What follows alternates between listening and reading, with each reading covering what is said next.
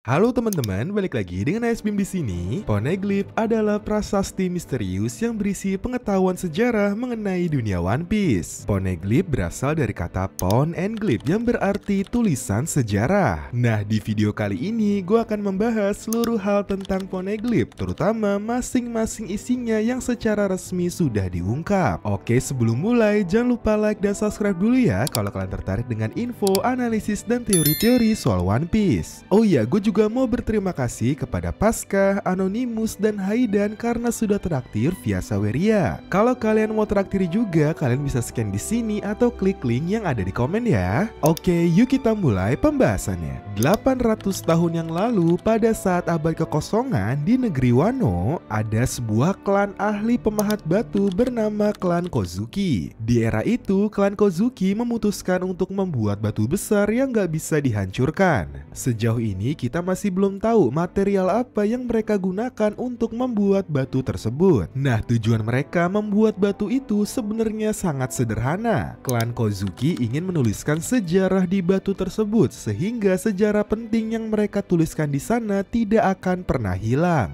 Mereka ingin menjaga peristiwa-peristiwa penting dari abad kekosongan agar tetap tercatat. Menurut Imu, setelah abad kekosongan berakhir, terjadi sebuah insiden yang melibatkan Nefertari the Lily yang menyebabkan Poneglyph tersebar ke seluruh dunia. Insiden ini bisa dibilang cukup misterius. Kita nggak tahu gimana caranya Lily bisa menyebarkan batu sebesar dan seberat Poneglyph ke seluruh dunia. Apakah mungkin Lily adalah pengguna Nikyu Nikyu no Mi sebelum Kuma? Kita nggak tahu. Oke, anyway, setelah tersebar, seluruh Poneglyph saat ini dijaga oleh beberapa negara atau klan seperti Alabasta, Sandora di Skypiea, Fishman Island, Wano, Zoo, dan beberapa tempat lainnya. Kalau dilihat dari polanya, asumsi gua negara atau klan yang menjaga Poneglyph hingga hari ini dulunya adalah aliansi. Mereka semua mungkin bekerja sama dengan Joy Boy untuk melawan aliansi 20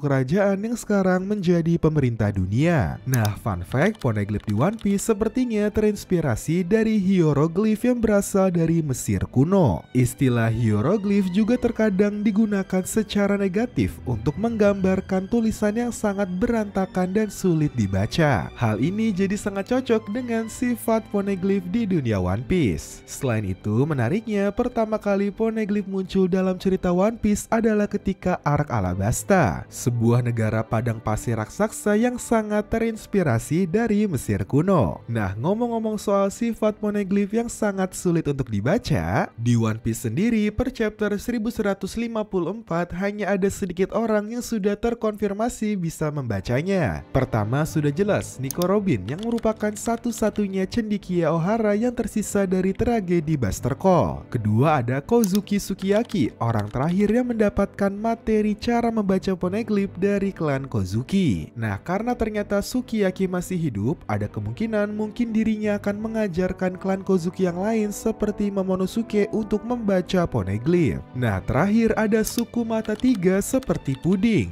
Menurut Big Mom, ketika mata ketiganya sudah awaken, Puding bisa membaca Poneglyph. Nah, tapi menariknya Puding sendiri membantah pernyataan tersebut. Menurut Puding, orang-orang yang bisa membangkitkan mata ketiganya hanya orang yang memiliki darah suku mata tiga murni, bukan seperti Puding yang memiliki darah campuran. Nah, jadi kita masih belum tahu nih apakah pernyataan Puding benar apa enggak. Mungkin akan jadi lebih menarik jika ternyata ada orang lain yang selama ini punya darah suku mata tiga murni. Oke, lanjut ya. Sebelum gua bahas isinya, gua akan jelasin dulu 3 jenis Poneglyph. Pertama, ada historical Poneglyph atau Poneglyph sejarah. Poneglyph ini punya warna biru tua dan isinya adalah potongan sejarah kuno yang hampir dilupakan oleh semua orang. Bahkan beberapa di antaranya berusaha ditutupi oleh pemerintah. Contohnya adalah sejarah tentang abad kekosongan hingga lokasi-lokasi mengenai senjata kuno pemusnah massal seperti Pluton, Poseidon, dan Uranus. Nah, historical Poneglyph yang membahas khusus mengenai sejarah abad kekosongan disebut Rio Poneglyph. Kedua, ada instructional Poneglyph atau Poneglyph instruksi. Ini juga punya warna biru tua. Isinya adalah petunjuk bagaimana cara kita menemukan lokasi dari historical poneglyphs. Ketiga ada road poneglyphs. Poneglyphs ini yang paling gampang dibedain karena warnanya merah sendiri. Isinya adalah lokasi Laftel, pulau yang menyimpan One Piece. Menurut Tamago, di dunia One Piece ada 30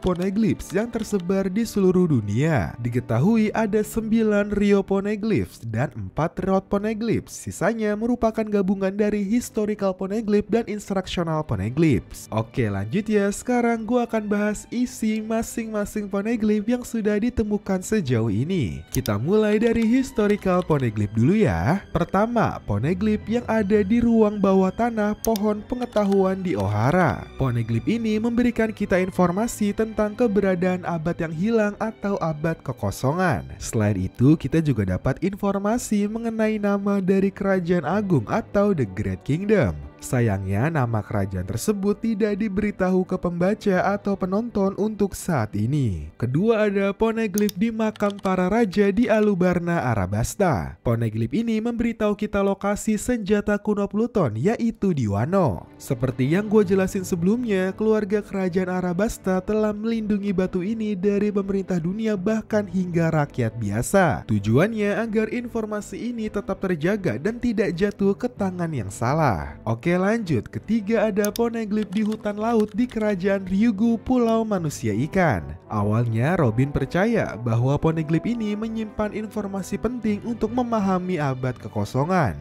Tapi ternyata poneglyph ini cukup berbeda jika dibanding poneglyph lainnya. Poneglyph ini berisi surat permintaan maaf dari seseorang bernama Joy Boy. Dalam pesannya, dia meminta maaf kepada penduduk pulau manusia ikan karena telah melanggar janjinya. Diketahui janji ini berkaitan dengan kembalinya dia ke pulau itu untuk memenuhi tujuan kapal Noah. Oke, lanjut ke poneglyph yang ada di Menara Lonceng Agung Sandora. Poneglyph ini menjelaskan lokasi senjata kuno lainnya, yaitu Poseidon. Poneglyph ini telah dilindungi oleh suku Sandia selama berabad-abad hingga akhirnya berhasil dibaca oleh Robin. Di dekat poneglyph ini, menariknya Kozuki Oden mengukir sebuah pesan dari kaptennya, Goldie Roger. Nah, selain poneglyph yang gue sebutkan sebelumnya, ada beberapa poneglyph yang belum jelas isi dan tujuannya. Contoh seperti poneglyph yang ditemukan Robin di area hutan di West Blue ketika dia masih kecil. Lalu ada juga poneglyph yang ditemukan oleh penduduk lokal di reruntuhan bawah laut. Poneglyph ini akhirnya diserahkan kepada Jinbei. Setelah itu, Jinbei bersama dengan Wadatsumi pergi membawa poneglyph ini dan menyerahkannya kepada Big Mom. Saat ini poneglyph ini disimpan di ruang harta karun di Whole Cake Island. Nah, menariknya selain poneglyph yang berasal dari Jinbei, di ruangan yang sama kita bisa melihat poneglyph lain yang asal usulnya belum jelas. Oke, lanjut kita beralih ke Wano. Di ibu kota bunga, tepatnya di ruang bawah tanah Istana Shogun, Brook berhasil menemukan sebuah poneglyph. Secara lokasi, poneglyph ini sangat tersembunyi karena berada di balik pintu yang sangat kokoh dan dikelilingi oleh boneka Kokeshi. Lanjut masih di Wano, kali ini Lau yang berhasil menemukan sebuah poneglyph yang terletak di Onigashima saat dia awalnya sedang mencari road poneglyph. Lanjut sekarang di pulau manusia ikan, Goldie Roger berhasil menemukan sebuah poneglyph ketika dirinya sedang dalam perjalanan terakhirnya. Nah, terakhir ada sebuah poneglyph yang sangat misterius di pulau Hachinosu. Poneglyph ini berada di bawah kendali Ochoku saat dirinya memerintah Hachinosu. Keberadaan poneglyph ini jadi salah satu penyebab terjadinya insiden Rocky Port. Nah, karena pulau ini sekarang diperintah oleh Blackbeard, kita bisa berasumsi bahwa poneglyph ini sekarang menjadi miliknya. Nah, untuk poneglyph sisanya yang sudah diketahui berjenis road poneglyph. Nah, untuk isinya sebenarnya sama semua. Jika 4 road poneglyph ini digabungkan, pemiliknya akan mendapatkan informasi mengenai lokasi Laftel. Nah, road poneglyph sendiri berada di pohon Pahuzu, ruang harta karun di Whole Cake Island, goa Gunung Fuji di Wano, dan terakhir sebenarnya setidaknya 25 tahun yang lalu, road poneglyph terakhir berada di pulau manusia ikan hingga akhirnya dibawa oleh seseorang misterius yang memiliki luka bakar. Oke, dengan series One Piece yang sudah memasuki final saga, perburuan untuk mendapatkan 4 road poneglyph semakin ketat. Dimulai dari bajak laut topi jerami yang memiliki 3 road poneglyph. Saat ini Luffy dan kawan-kawan memimpin, disusul dengan Blackbeard dan Red Hair Turrets yang masing-masing punya 2. Blackbeard punya Rod Poneglyph dari Zu dan Wano karena sebelumnya mereka mengalahkan Law. Sedangkan Shanks punya Rod Poneglyph dari Whole Cake Island dan Wano yang mereka dapatkan setelah mengalahkan Kid. Rod Poneglyph terakhir yang masih menjadi tanda tanya besar masih dimiliki oleh orang dengan luka bakar. Oke, itu dia penjelasan lengkap mengenai Poneglyph. Coba komen aja ya kalau ada informasi yang kurang atau keliru. Menurut kalian siapa sih orang dengan luka bakar yang menyimpan Rod Poneglyph terakhir? Terima kasih sudah nonton video ini. Jangan lupa like, comment, share, dan subscribe supaya gue makin semangat bikin video.